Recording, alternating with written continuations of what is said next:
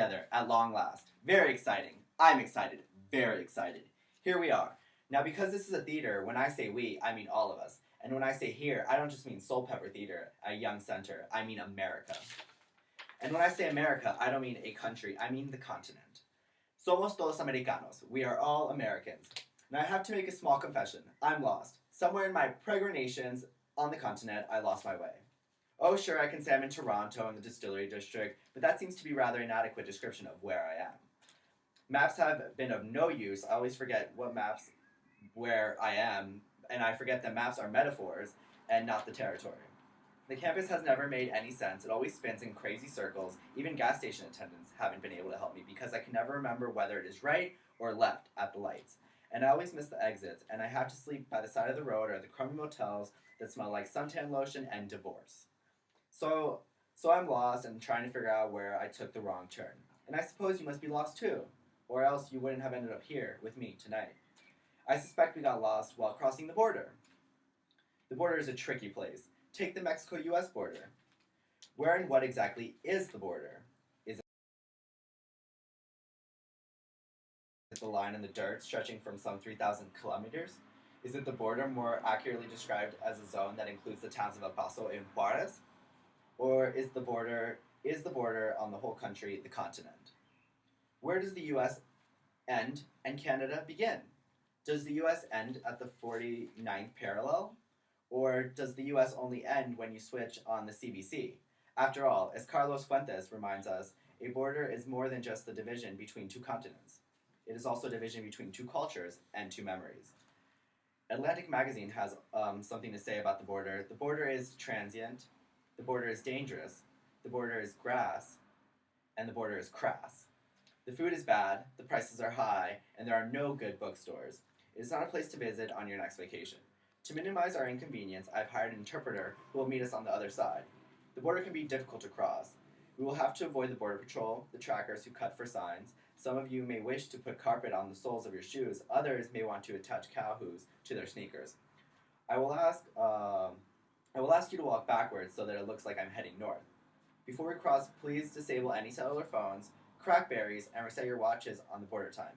It is now 0 hour. Preyed on me when I was younger, but apparently I'd committed treason by neglecting to register for military service in Argentina when I was 16, even though I was living in Canada. And consequently, everyone insisted that the minute I stepped off the plane in Buenos Aires, military policemen would spring from the tarmac, arrest me, and guide me to a jail cell where they would laugh at my earrings and give me a proper haircut. I phoned the consulate one day to try to get the official perspective on my situation. I gave a false name and I explained that I wanted to go home for a visit, and that I was now a Canadian citizen, and no, I had not registered for my military service. The gentleman at the consulate could not tell me exactly what my status was, but he suggested that I come down to the consulate where they would put me on a plane, which would fly me directly to BSAS, where I would appear before a military tribunal who could tell me in no uncertain terms what my status actually was. Well, I'll certainly consider that, I said. And I waited 7 years. And in those 7 years, the military government is replaced by a civilian one. And I decide I can wait no longer. I will risk the return home. I set out to discover the Southern Cone. To minimize my risk, I apply for a new Canadian passport that does not list my place of birth.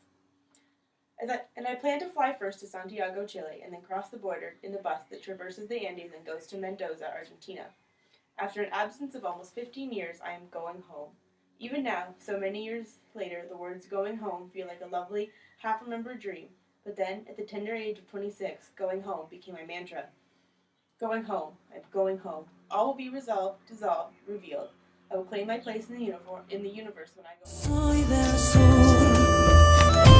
como los aires del bandoneón.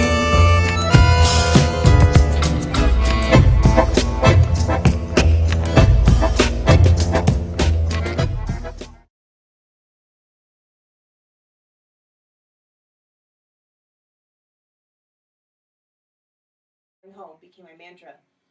Going home, I'm going home. All will be resolved, dissolved, revealed.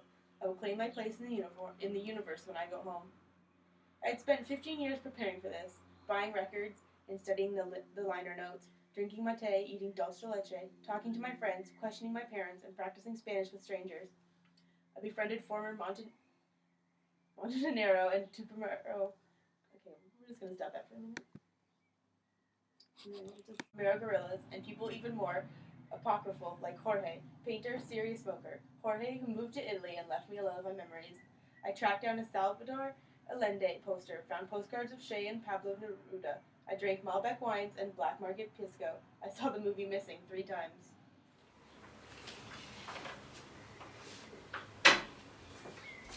What a modern and homey hotel room.